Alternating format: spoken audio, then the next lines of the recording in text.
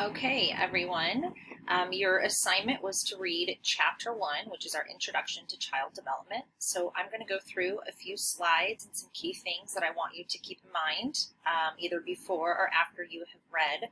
Please keep in mind that these PowerPoint slides are supposed to be a guide. They are not the complete modality for teaching. So you are required to do your reading. This is just a supplement to that.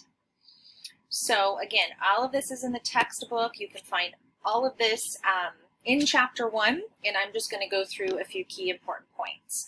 So the study of child development, what is the definition? Again, it's there for you in the book. It's the scientific study of the patterns of growth, change, and stability that occur from conception through adolescence. And growth is a change in size or quantity, and development, changes in quality or type. And you might think these are very obvious definitions, but when we get into different theories and the actual study of child development and the way we study it, these definitions will become important.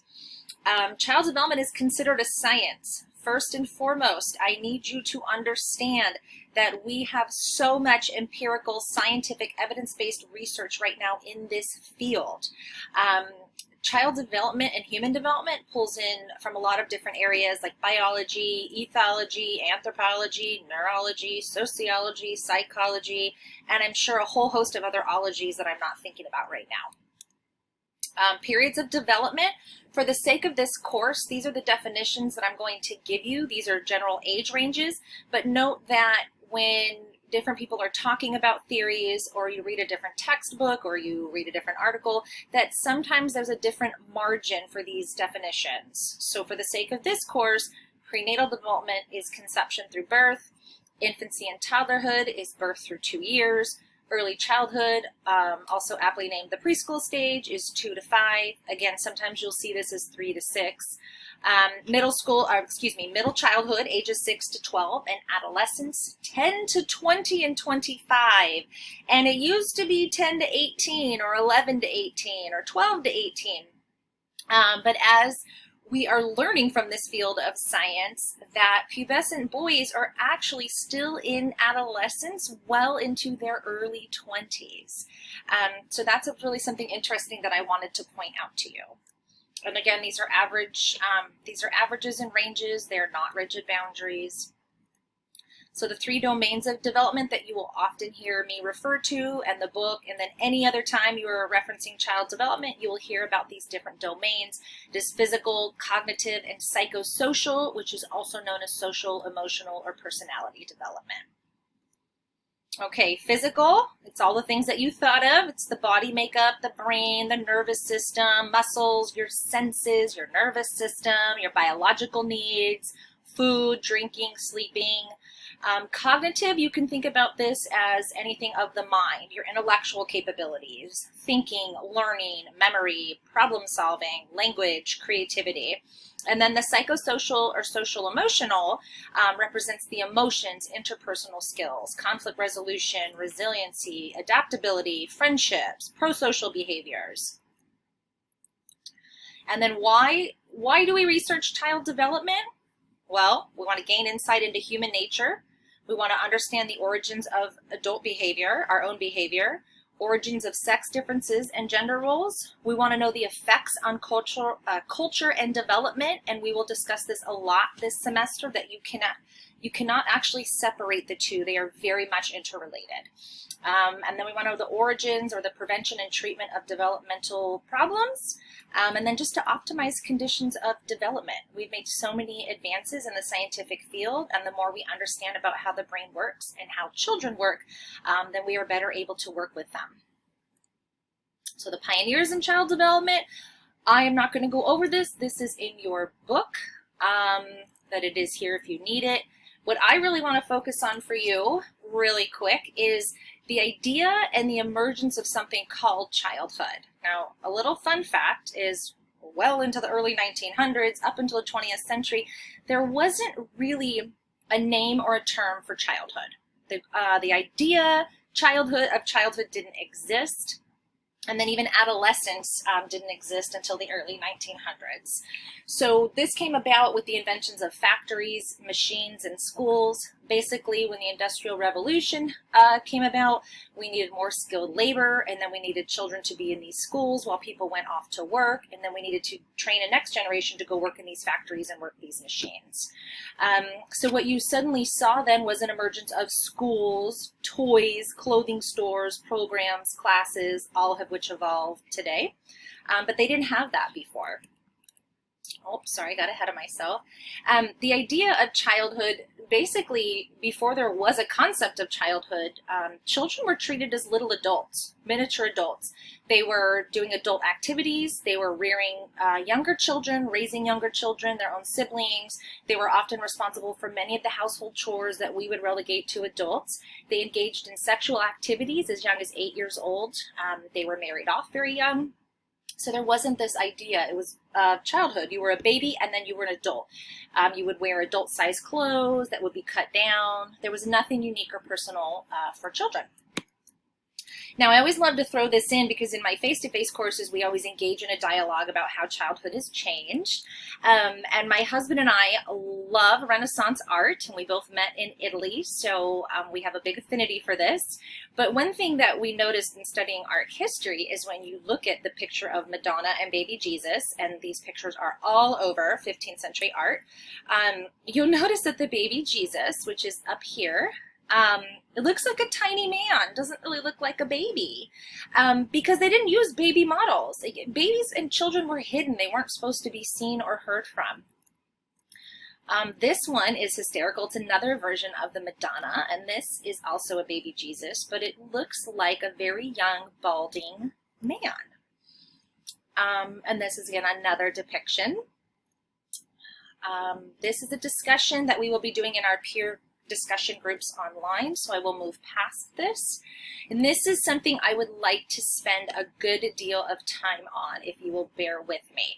Influences on development. This is something super important. Now, the book is going to give you their definition of it, and I will give that to you here. So heredity, these are the inborn influences or traits inherited from biological parents. We call this nature. And yes, this is on your quiz. Then there's environment, so non-heredity or experiential influences on development. So we have the classic nature versus nurture debate. And then there's maturation, which is just unfolding of a natural sequence of physical and behavioral changes, including readiness to master new abilities. And we will reference that throughout the semester. But there is something that I really want us to be clear about and think about through this entire course as far as influences on development. So all children are a product of inherited traits, their nature, but also they are a product of their environment, the nurture. We can't separate these two, and we can empirically study both, which is really nice. But what I want you to really understand, and what this means, is that understanding a child's development cannot be separated from knowing where they were raised, what country they were raised in, right down to what state, what city, who they're being raised with.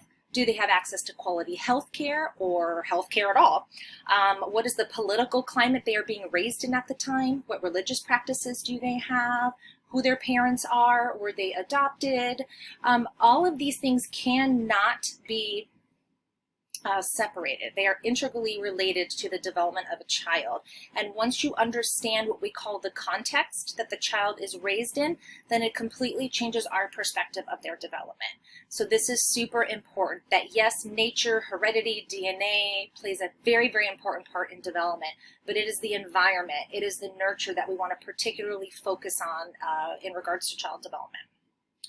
So let's see, let me get to the next one and make sure. Oh, I'm not going to play this for you now, but I really sincerely hope that you watch this video about a twin study.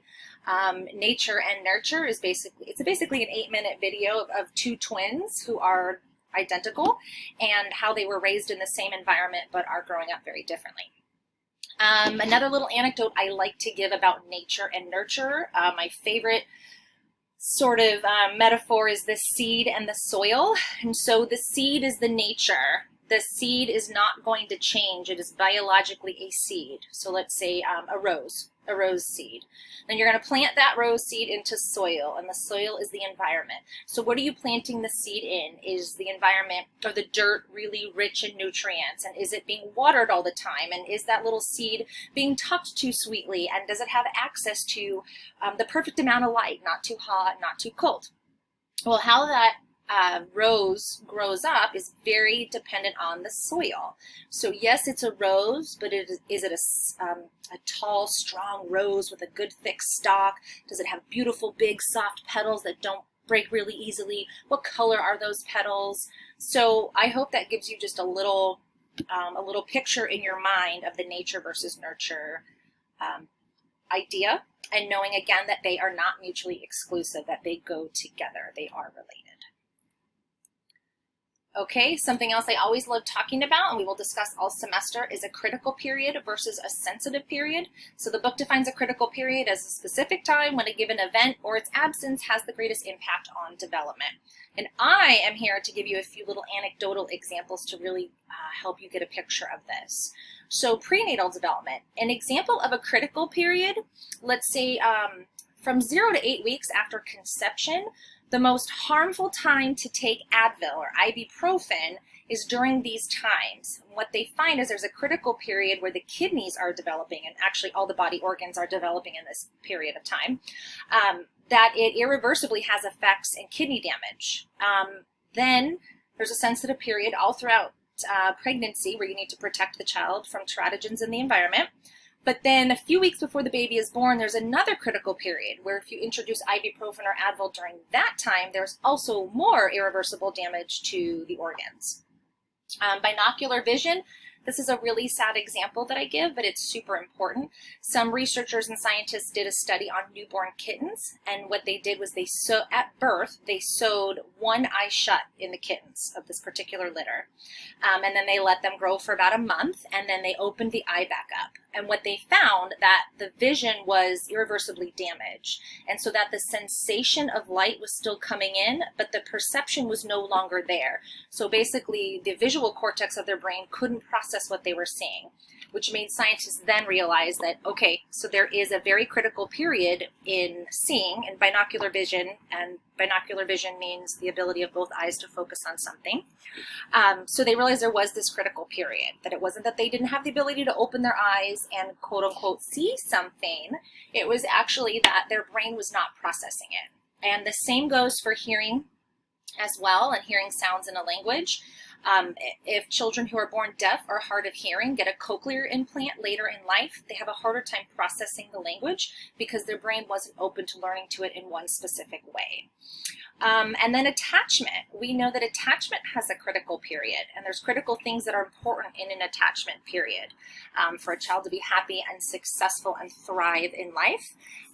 Attachment can also be a sensitive period. There's a time where it is really important, but it can be worked on and helped and developed throughout the lifespan of a child. Sensitive period, okay, times in development when a child is particularly responsive to certain kinds of experiences. So I put language down here because if a child is born speaking one language and they get older and they hear another language, it's not that they don't have the ability to ever speak it. What happens is there's a small window that closes where they actually lose the ability to differentiate different sounds, inflection, and intonations in different languages. And sound like consonant differentiations, rolling your R's, different things that would happen in the palate of a mouth. So that's kind of the difference between critical period and sensitive period. But you want to think about critical. It has the greatest impact and it is not reversible, typically. Sensitive period, there's time to work on it and it can be reversible. Okay, this is group work that I usually assign in face-to-face courses, but there's different theoretical perspectives that I will be talking about in the next PowerPoint. But know you are responsible for reading about these, and then you will have assignment on these.